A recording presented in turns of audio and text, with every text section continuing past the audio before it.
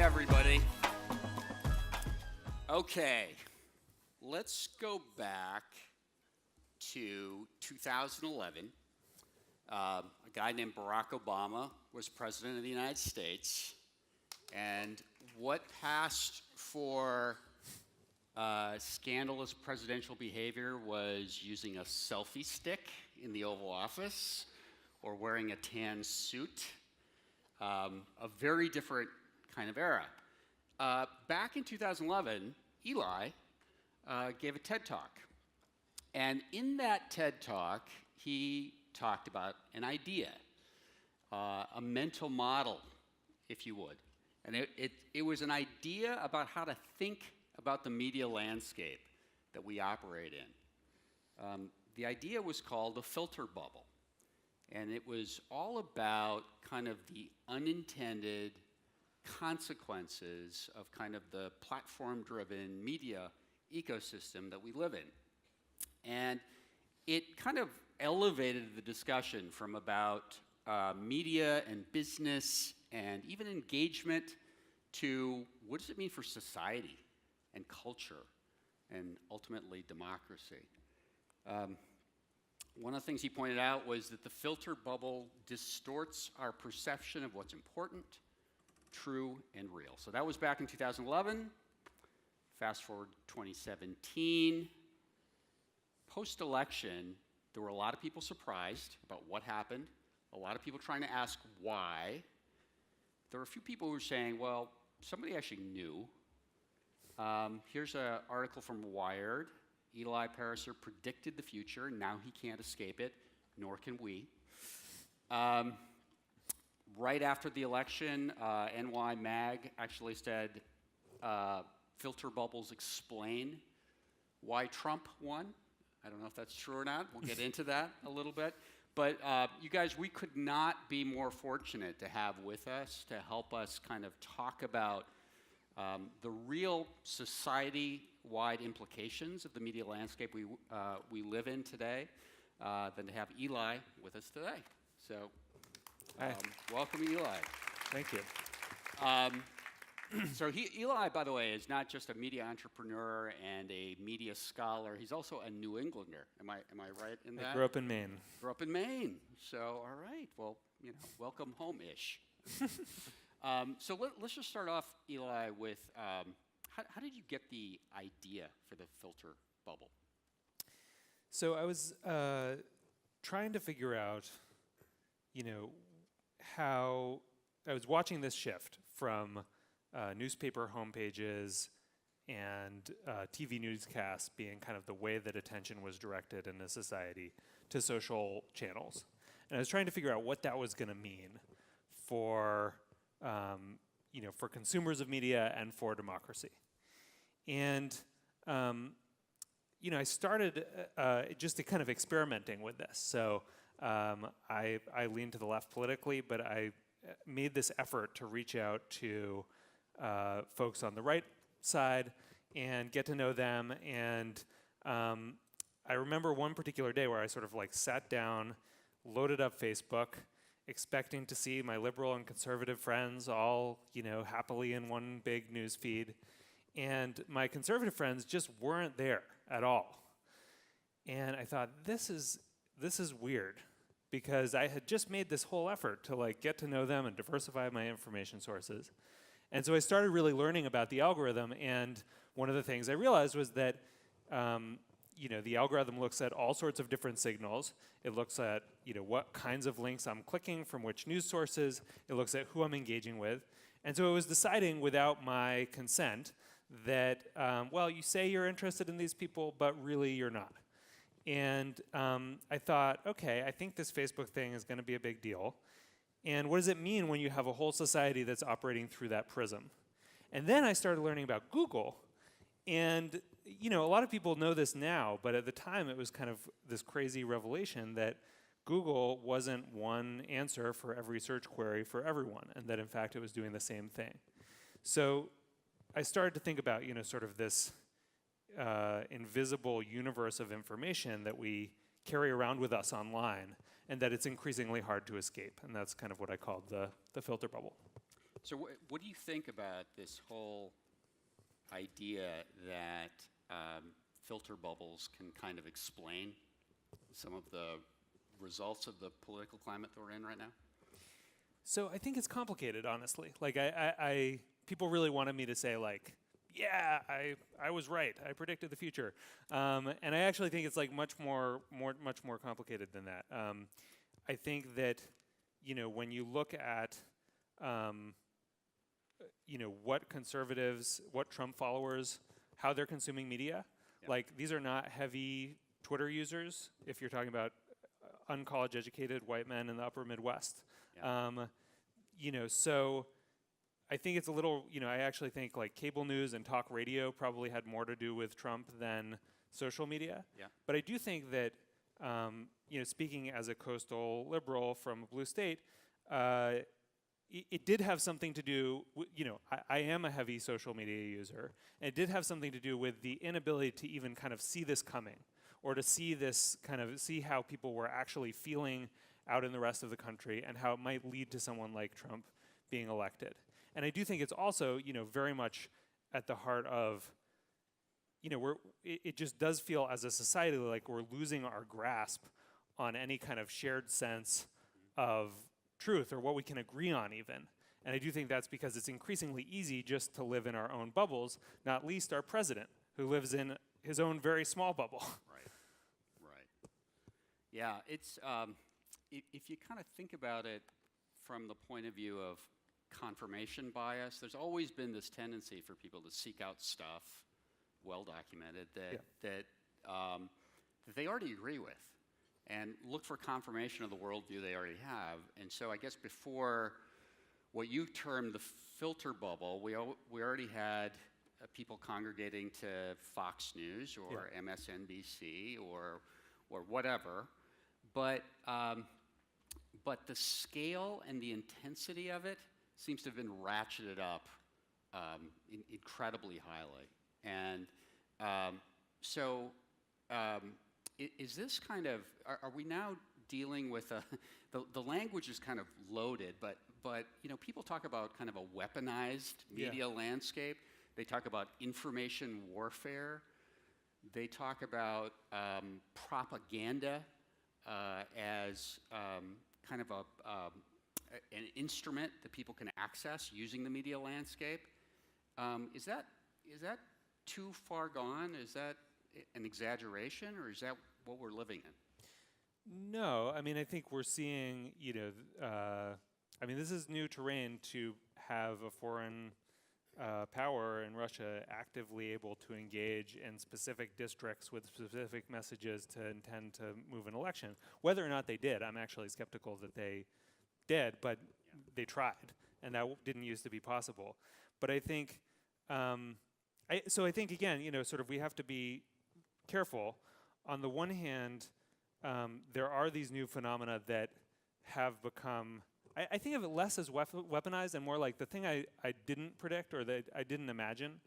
Number one, I didn't imagine how weird it was going to be. Like, I don't think any of us really could have imagined that a major story in 2016 was going to be whether one of the presidential candidates operated a sex slavery ring out of a pizza parlor. Like, that was like, that's the world that we live in. That's just really weird.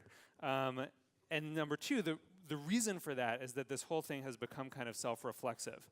So there's filter bubbles, but then there are media entities, both journalistic and otherwise, that understand that phenomenon and are specifically programming to be in specific filter bubbles that might be very small ones. Yeah. And that's new, and it just creates this whole different set of dynamics. You kind of did that with Upworthy, right? You fed into a certain class of filter bubble?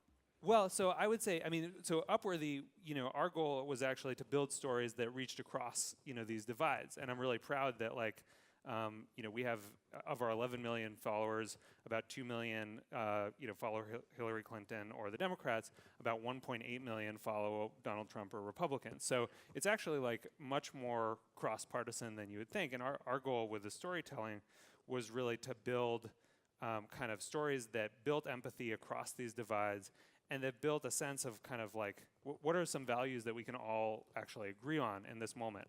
I don't think we've done that perfectly, but I think that our goal was actually to kind of take this bubble thinking and try to think about, well, are there some points of unity and some points where we can actually come together? Right. So how much is Facebook to blame for all of this? they're kind of in the fire right now. Yeah, I mean, I sort of think of it like you wake up one morning and all of a sudden you're mayor of like a medium-sized city, and someone's coming to you and saying like, the water's not working, there's garbage in the streets, like, what are you going to do about it? And you're like, I just woke up. I didn't want to be mayor. Like, I never chose this.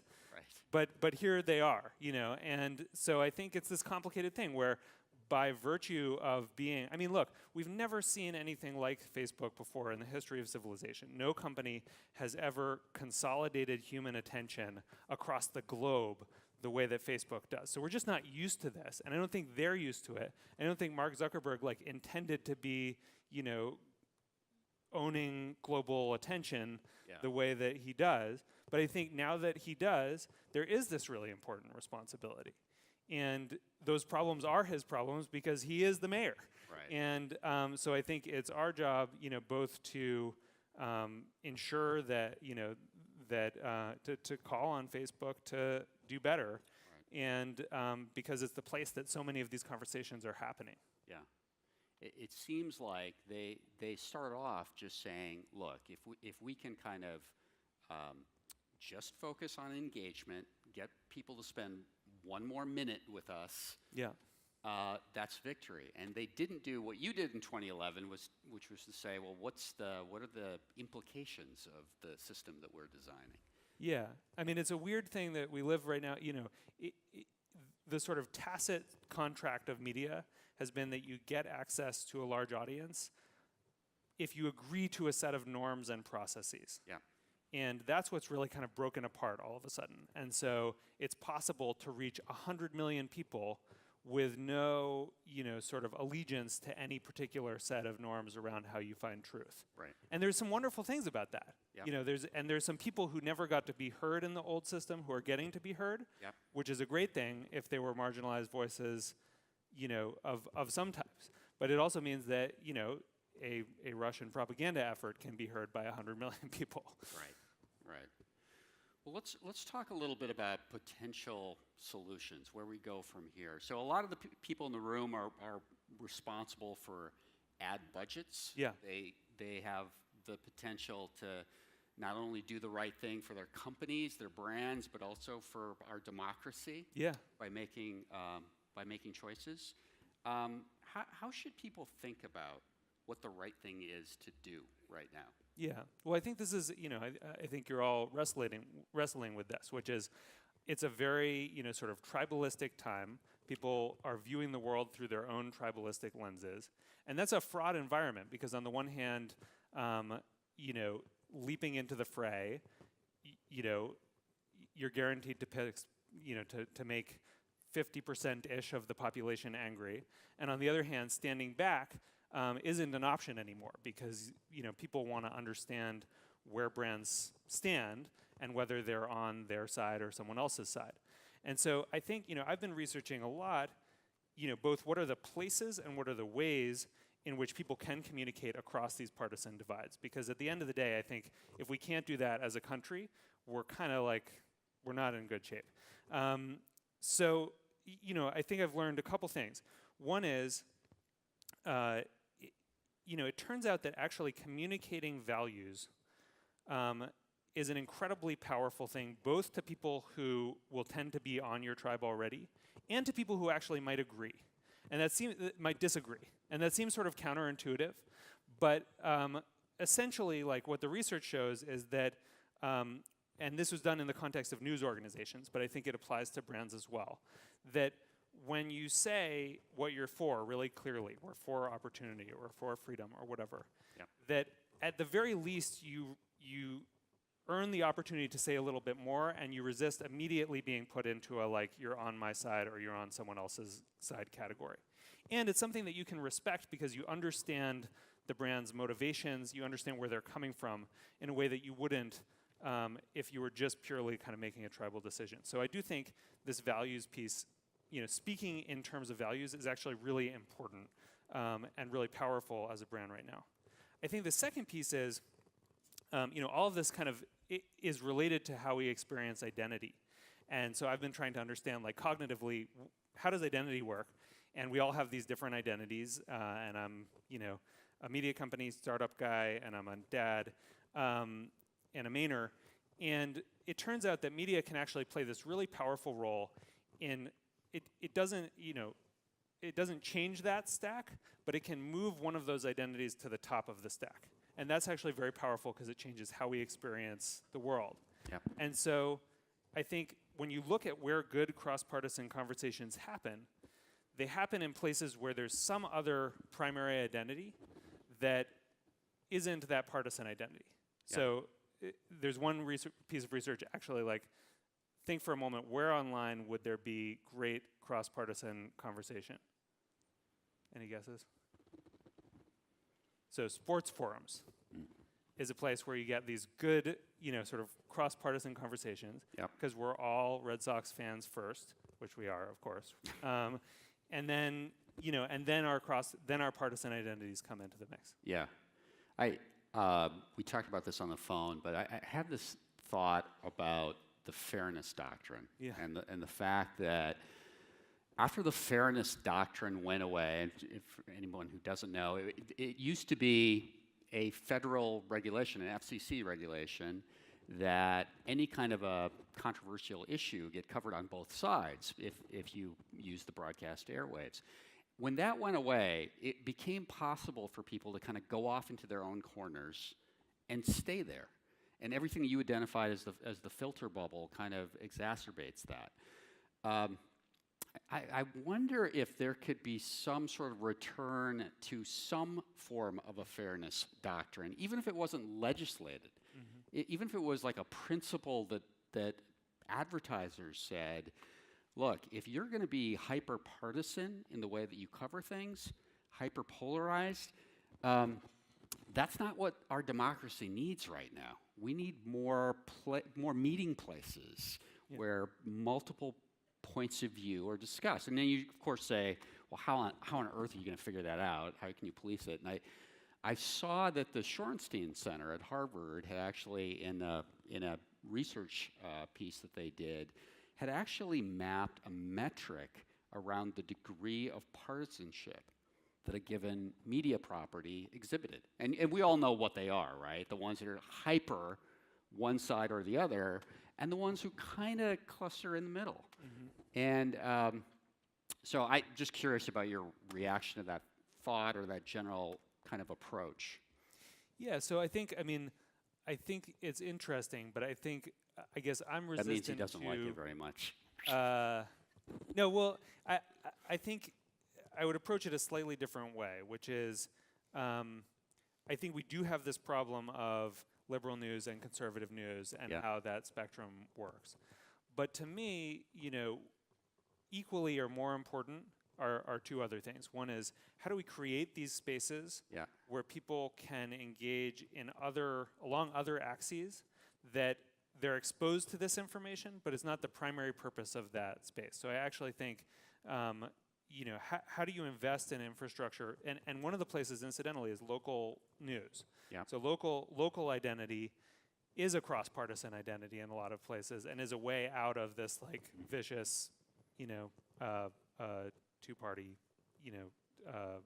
tribal warfare. I think, the second piece is we have to remember that most people, it's hard to remember in the era of Trump, most people aren't actually news consumers. And even still, and there was an amazing study that came out. There was a panel of folks traveling around the web. The number of people who read more than 2 hard news articles in a month was like 4%. Yeah. Right? So I think part of our challenge is that those information circulatory systems aren't even really there. And one of the projects that I'm most interested in is how do we make the truth loud? And to me, as advertisers, as brands, you can be incredibly powerful in the kind of experimental process that we need to undergo as a society about how we do that, and how do we bring everything that we've learned in marketing and in storytelling about how to actually convey ideas, how do we bring that to the project of truth? Yep. Like if we could solve that problem, Yep. that's huge. Yep. All right, last question. So 5 years from now, will we look back on 2017 and say that time really sucked? Yes. Thank you. An optimist. So why will we say that? What will have gotten better? Oh, you're saying it has to get better for us to say that? No, I think we are in a moment where, our old systems are failing, but the new systems haven't really caught up with the weight and responsibility that we're putting on them. And it's not like as a society we haven't been here before. And in fact, if you look at, sort of the news industry in the early 1900s, same exact deal. You had, actually, like in many ways, a society in the same kind of turmoil of economic change, of the rich getting richer and the poor getting poorer. But you also had this journalistic establishment that hadn't found its moral core yet. And I think we now are in a place where the platforms are kind of realizing, like, and actually, just to extend the metaphor, the awakening moment for journalism was around a propaganda effort that basically all of the big media companies were conscripted in to sell World War I. And they all kind of looked back on that and said, like, that was not what we're here for. We need to elaborate, some kind of code of ethics. So maybe this moment with Russia and with Trump, is going to be the moment where that same kind of awakening happens among the platforms, and where we see the development of some new ways of building media and thinking about media that are actually attuned to how people, are receiving information and communicate now. And I think, I'm the Upworthy guy. I have to be optimistic. But I am actually, because I think it's a scary moment for those of us who care about the truth, but I think I'm confident in the creative potential to build something new. Perfect last words. Thanks, Eli. Thank awesome. you. Thanks all.